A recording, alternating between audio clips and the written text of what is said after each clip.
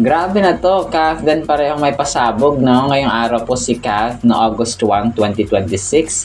Si Alden naman sa August 8 mga kasombrero yung pasabog. Tapos may Hollywood partnership na naman si Alden mga kasombreros. Naku po talagang hindi pa awat mga kasombreros ang Kath din. So unahin ko itong Hollywood partnership na naman ni Alden no. Kinuha siyang brand ambassador. Ito yung sasabi ko kahapon na siya po ay part ng panibagong brand ambassador, brand mga kasombreros.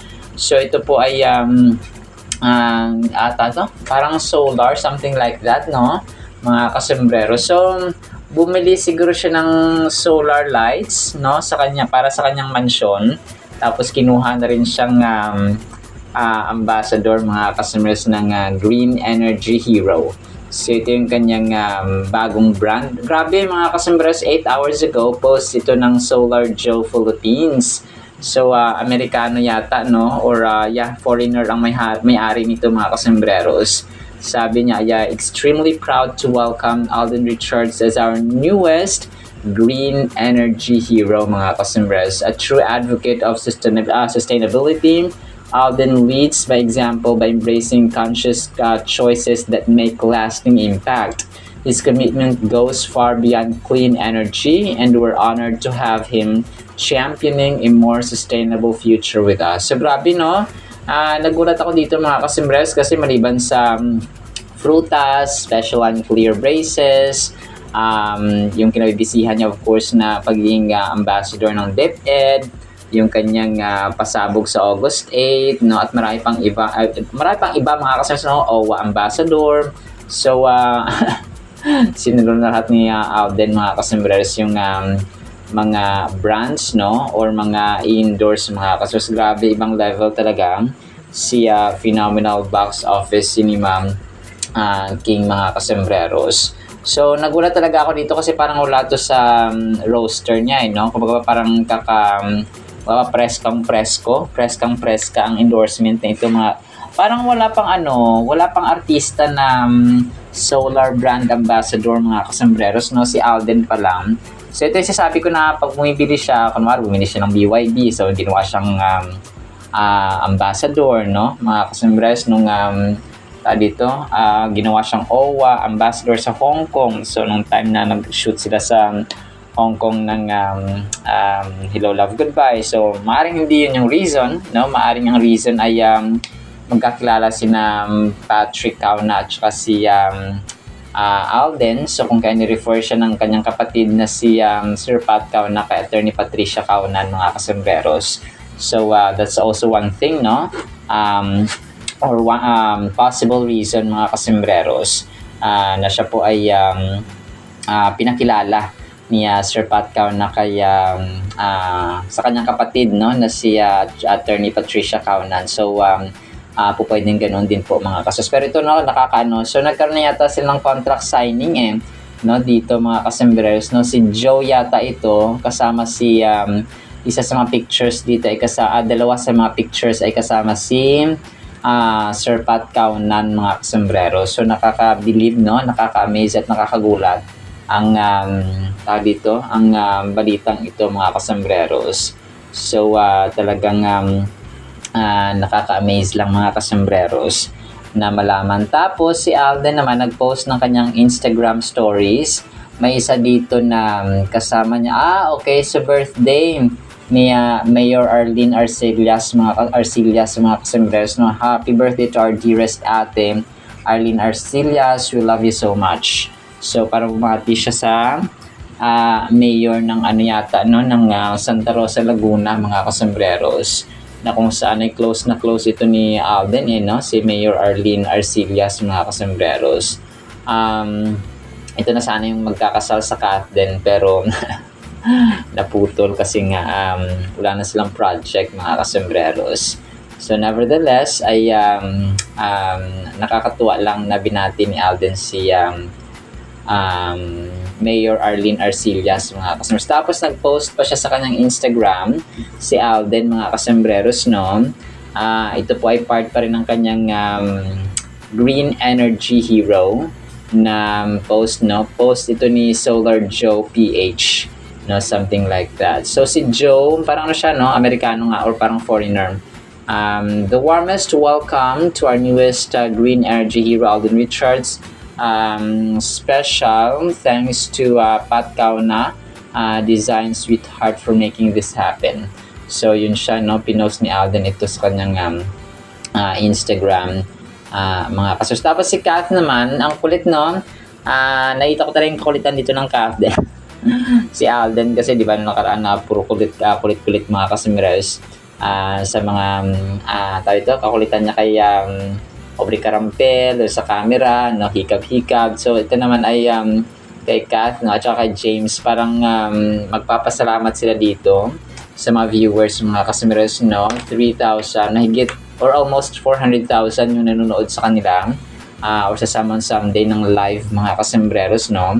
So ito po ay post ni, mamaya pa-play natin ito, post ito ni Antonia Ilaria na mga kasembreros, Antonia Ilaria na mga kasembreros sa kanyang TikTok account. So dito ay parang may mini vlog siya na ginawa na kung saan ay nagkaroon sila ng parang thank you sina James, mga kasembreros, sa thank you review sa ABS-CBN, mga kasembreros. Sabi niya sobrang kulit pala niya dito, no, sabi dito, mga kasembreros.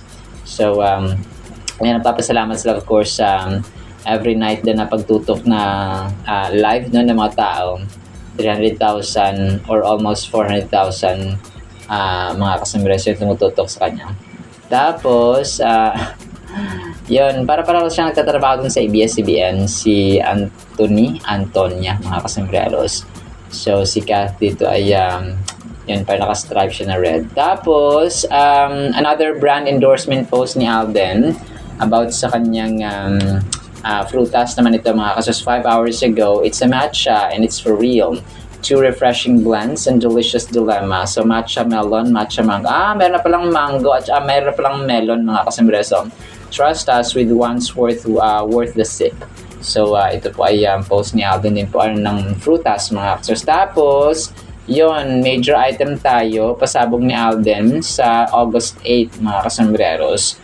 So malapit na, pinost na ng, grabe, nakakaawa ito, mga kasembreros, yung kalagayan niya ng educational system at saka educational establishments or infrastructure dito sa Pilipinas, mga kasembreros. Ang title nitong documentary nila with GMA Public Affairs and Department of Education ay Rebuilding Broken Rooms, mga kasembreros, and will be hosted ni Phenomenal Box Office Cinema King sa August 8. So sabi nito, nakakaawa yung mga bata, no, na gusto matuto, no, mas pinipili nila mag-survive kaysa mag-aral. So tapos parang nasa Visayan region, no, grabe, nakakaawa. So ito pala yung yung nagmotor siya una, mga kasembreros. Akala ko dati sa Honda Giorno or sa BYD, sa BDO. So hindi pala, ito pala yung part pa rin ng kanyang GMA Public Affairs Education Special, mga kasembreros.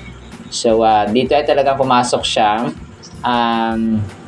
sa pumasok sa mga lugar na kung saan ay para makita niyo yung totoong sitwasyon, mga kasembreros. So may mga times dito na Bisaya yung nagsasalita, no? Tapos about module, tapos nagtuturo si Alden ng estudyante dito na magbasa, mga kasembreros. Tapos nasabi ni ma'am dito na sa English parang kulang daw yung either teacher or learning. Tapos may estudyante dito na nagsabi na sana daw ay mas maayos, magkaroon sila ng maayos na klase at hindi masikip. Tapos may pala dito, talagang pinasok nila yung isa sa maliblib na eskwelahan, mga kasembreros. Hindi ko lang alam kung ito po ay part pa ng NAI Cavite, no, mga kasembreros, nung pinasok nga nila. Tapos sabi nito, kailangan magmadali daw sila kasi baka mabutan daw sila ng ulan, mga kasembreros. So para sa ating kinabukasan, grabe, bundok ito, mga kasembreros, na area. Hindi ko lang alam kung hanggang saan ito, kung saan ito, mga kasembreros. So this will be sa August 8, Sabado no 9:30 PM sa GMA mga kasembreros. So maaring tayo ay makapag-post nito no ng tarito ng kanilang mga teasers mga kasembreros. So grabe no, talagang nakakaano. So hoping talaga na maging priority din kasi 'di ba sasabi natin na edukasyon ang ang edukasyon ang mag-ahon sa ating kahirapan, pero kung mahal naman ang pagpapaaral na magastos mga kasombrero, so useless din po talaga. So ako talaga po ay isang buhay na patutuon na kailangan talagang mag-aral ng kabataan mga kasombrero kasi kahit nga si Catriona Gray no, talagang nagtutulong din siya sa kanyang organization mga kasembreros na mapag-aral no yung mga kabataang kapos sa finances mga kasembreros. So sana maging hindi na siya maging opportunity or chance kundi maging right na ng mga estudyante na makapag-college. So especially sa college mga kasembreros kasi sa kolehiyo naman talaga yung hangganan parang yun yung pinaka last na level na dapat na ma-achieve ng isang estudyante para magkaroon siya ng disenteng trabaho no, or parang magaang trabaho mga kasembreros. So yun po. So abangan natin ito no, sa August 8 na yung documentary ng GMA Public Affairs at Department of Education mga kasembreros, Rebuilding Broken Rooms.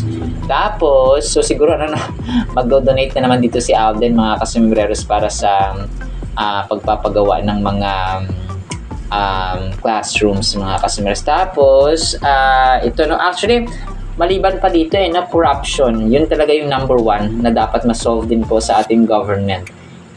Kasi anin mo yung marami nagdo-donate, maraming pagpapagawa ng classrooms, tapos ninanakaw naman pala yung pera na kunwari 50% nun or kalahati nun or 1/4 nung basta na corruption, yung isa yun sa mga pumapatay talaga mga kasuspin, isa sa pinaka dahilan ng kahirapan ng tao no, hindi lang sa education no, sa lahat ng aspects and departments ng ating bansa no, ng ating gobyerno.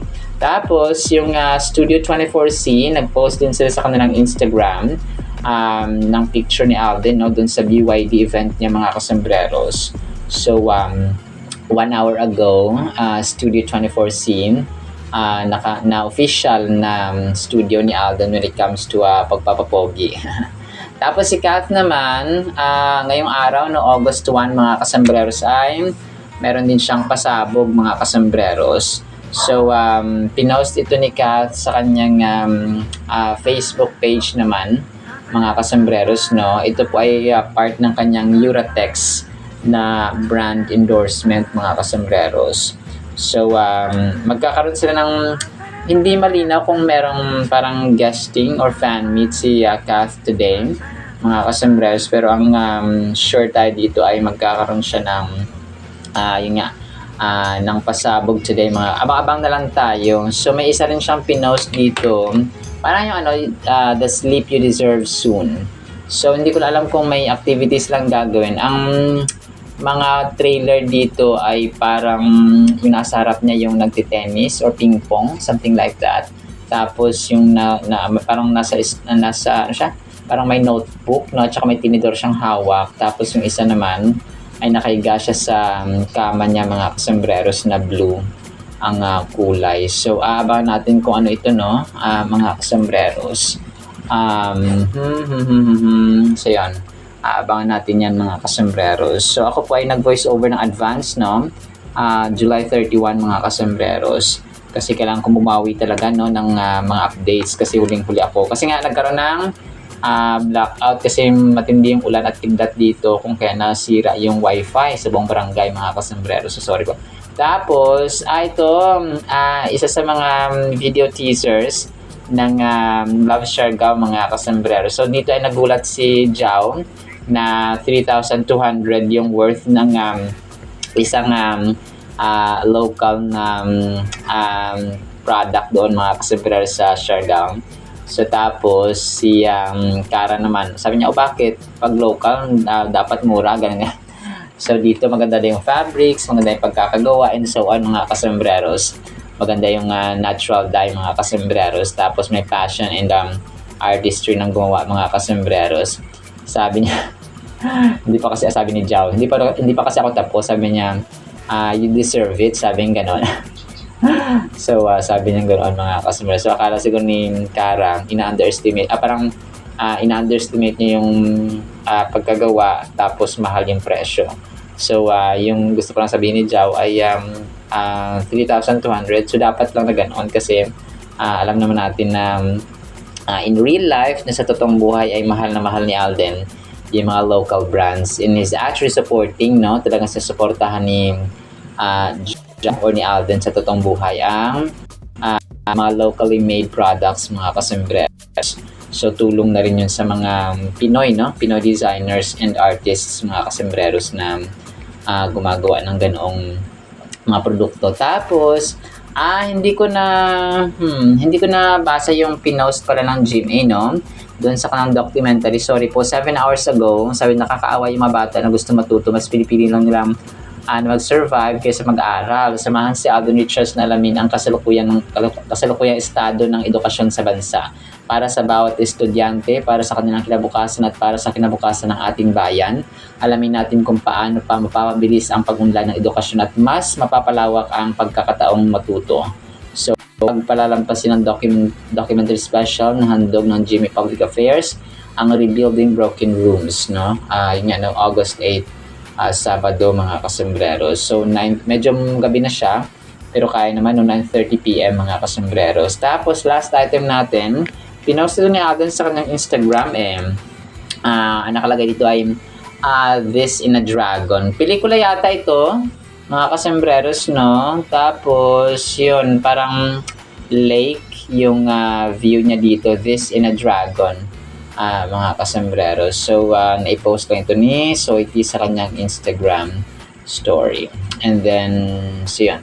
Alright, so yun lang actually sa ating content items. Replay ko po itong mga videos na inyo pong papakinggan, no? Tapos, yung Word of God po natin ay dun sa pinakaunang vlog natin ngayong araw. Isang pinagpalang araw po ha sa bawat isa. Nakakaawa yung mga bata na gustong matuto, mas pinipili na lang nilang mag-survive kaysa mag-aral.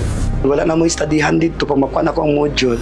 Isa ako ng sisiw. Sa English kasi talagang kulang na kulang. Sana din po magkaroon kami ng mas maayos na klase, di po kami masikip. Kailangan natin magmadali kasi pag umulan, mas delikado. Talagang nakakapagod pero laban para sa edukasyon. Rebuilding Broken Rooms, August 8, Sabado, 9:30 p.m. And after their taping, interview lang natin si Miss Kat and si James para sa ABS-CBN for their thank you review. Yan, kita niyo, sobrang kulit pa nila dito. 300,000 ang nanonood sa atin live every night. Thank you. So after their interview is nagpa-picture lang kami kay James, tapos iingitin ko muna uli kayo kay Kat. Dito? Oo. Bakit? Porket ba local and handmade, dapat mura na? I mean, maganda yung tela. Tapos natural dye din. Samahan mo na rin ng passion and artistry ng gumawa. Pa kasi ako tapos sabi ko 3-2. Much deserved.